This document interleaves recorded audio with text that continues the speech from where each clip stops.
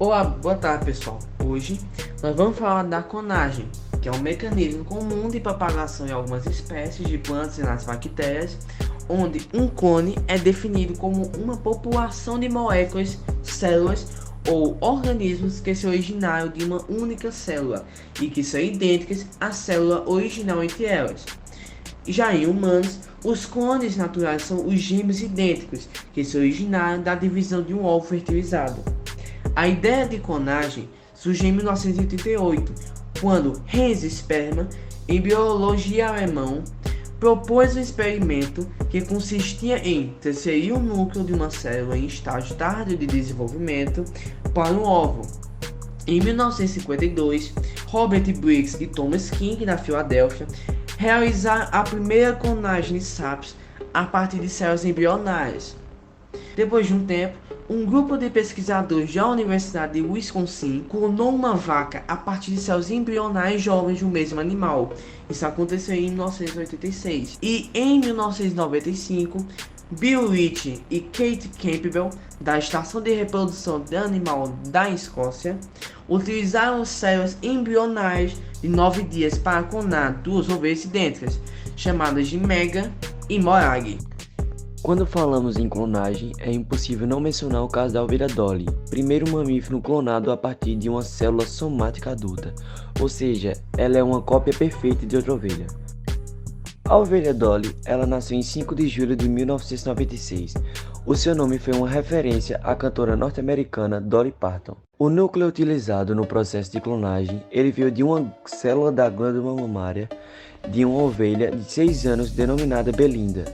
Uma outra ovelha chamada Fluffy foi a doadora do óvulo utilizado para receber este núcleo, e uma terceira ovelha chamada Lassie foi quem gerou a ovelha Dolly. Dessa forma, 3 mães contribuíram com seu nascimento. Para evitar que pudessem ser misturadas características dessas 3 fêmeas, elas eram de raças com características fenotípicas diferentes entre si. Vale lembrar que foram feitas 276 tentativas para ser obtido um animal clonado viável.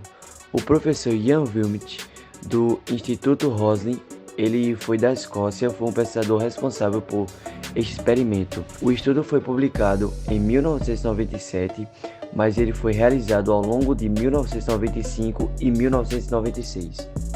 Em 13 de abril de 1998, a Dolly teve um filhote, a ovelha Bonnie, em um cruzamento habitual com um carneiro montés da raça Welsh, chamado Davi. Esta situação permitiu verificar que ela era fértil e capaz de reproduzir.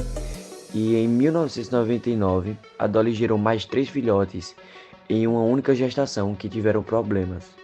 Em janeiro de 2002, a ovelha foi diagnosticada com uma doença rara, chamada artrite, uma doença que não é comum em indivíduos da mesma espécie com essa idade. O surgimento de uma infecção pulmonar não controlável comum em animais velhos mantidos em confinamento fez com que os pesquisadores do Instituto Roslin optassem por fazer eutanásia de Dolly às 15 horas do dia 14 de janeiro de 2003, com o objetivo de acabar com o seu sofrimento.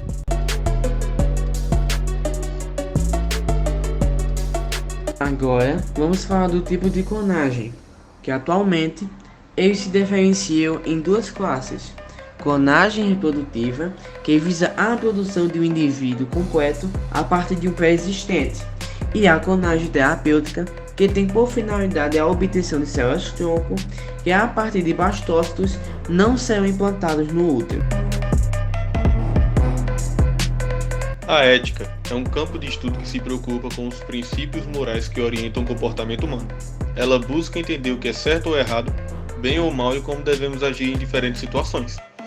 Já a clonagem, por outro lado, é um processo pelo qual organismos são criados a partir de reprodução assexuada, resultando em cópias idênticas de um organismo original, conhecido como clone. Quando se trata de ética e clonagem, surgem debates e dilemas sobre os limites éticos de se criar clones de seres humanos. Essa prática levanta questões sobre a individualidade, a autonomia, a identidade humana e os direitos e dignidade dos clones. Uma das principais preocupações éticas relacionadas à clonagem humana é o potencial de desrespeito à individualidade e à autonomia dos clones. A criação de clones humanos poderia ser vista como uma forma de negar aos indivíduos a oportunidade de desenvolver sua própria identidade e de serem agentes autônomos em suas vidas. Além disso, a clonagem humana também apresenta riscos para a saúde e bem-estar dos clones. Estudos mostram que a clonagem animal tem uma taxa de sucesso relativamente baixa e que os animais clonados podem apresentar problemas de saúde e o envelhecimento precoce. Esses mesmos riscos também existem no caso de clonagem humana. Há também questões relacionadas à dignidade e os direitos dos clones humanos. Seriam os clones tratados como os meros objetos e propriedade de seus criadores? Teriam eles os mesmos direitos e dignidade que humanos não clonados? Por essas razões, muitos críticos argumentam contra a clonagem. Por outro lado, defensores da clonagem humana argumentam que ela poderia ser utilizada para benefícios como cura de doenças genéticas, reprodução de células, tecidos para transplante e preservação de espécies ameaçadas de extinção. No geral, a reprodução assistida é tudo que inclui a manipulação realizada no laboratório em alguma fase do processo de produção de gametas masculinos e femininos ou nos próprios embriões. Tudo com o objetivo de gerar uma gravidez com menos riscos.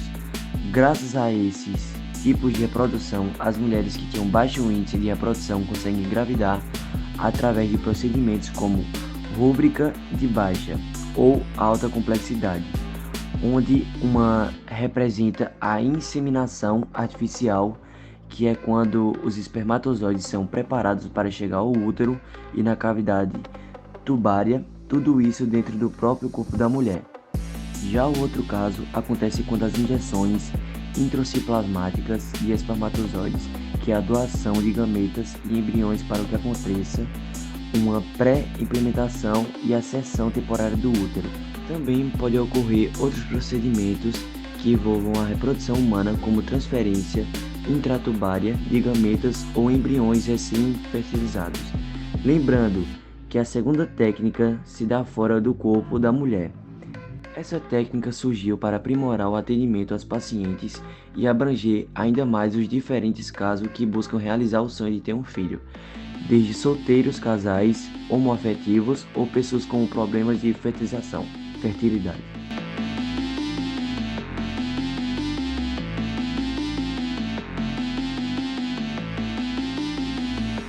A barriga de aluguel é uma prática em que a mulher carrega e dá à luz a um bebê para outra pessoa ou casal, que não pode conceber ou levar uma gravidez a termo. No Brasil, a barriga de aluguel não é regulamentada por uma lei específica, o que torna a prática legalmente complexa e incerta. No entanto, em 2018, o Conselho Federal de Medicina, CFM, emitiu uma resolução que estabelece algumas diretrizes para a realização desse procedimento. De acordo com a resolução do CFM, a barriga de aluguel só é permitida quando há problema médico que impeça a mulher de engravidar ou levar uma gravidez até o fim. Além disso, é necessário que haja uma relação de parentesco de até o 4º grau entre a mulher que carregará o bebê e pelo menos um dos pais intencionais. A resolução também estabelece a necessidade de um contrato devidamente registrado em cartório e acompanhamento médico adequado e o consentimento informado de todas as partes envolvidas. Apesar dessas diretrizes, ainda existem questões éticas e legais em torno da barriga de aluguel no Brasil. Algumas críticas argumentam que a prática pode explorar as mulheres envolvidas, transformando-as em máquinas reprodutivas e levando preocupações sobre a possibilidade de exploração econômica e tráfico de pessoas. Por outro lado, os defensores da barriga de aluguel argumentam que ela pode ser uma alternativa para casais que desejam ter filhos biológicos, mas não podem conceber ou levar uma gravidez até o fim, além de ser uma oportunidade para as mulheres que desejam ajudar aquelas que não têm capacidade de ter filhos por meios naturais. Agora eu vou falar um pouco sobre como foi a primeira gravidez de barriga de aluguel. Nasceu nos Estados Unidos Shia, a criança que revolucionaria o mundo da maternidade para sempre. Filha de Elliot, Sandy e Shannon. A menina foi o primeiro bebê oficialmente fruto de uma barriga de aluguel. Desde então, milhões de casais adotam o método, visto por muitos como uma das únicas oportunidades de se tornar pais. Hoje, o procedimento é bem mais comum, é realizado em inúmeras partes do mundo, inclusive no Brasil.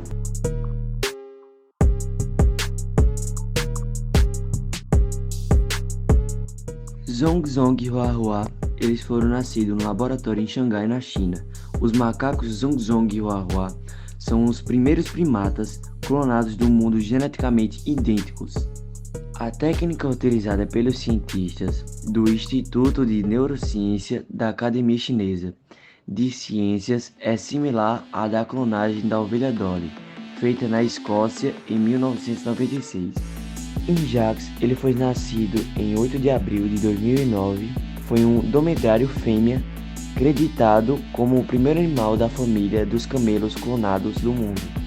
O estudo foi realizado por Nissal Ahmad Wani, o biólogo reprodutivo e chefe da equipe de pesquisa do ciclo de reprodução de camelos em Dubai, nos Emirádos Árabes Unidos. Antes dessa, houve várias tentativas mal sucedidas de clonagem de um camelo no país. A égua Prometeia, nascida em 28 de maio de 2003, foi o primeiro equino clonado e o primeiro animal a nascer sem gestado por sua matriz.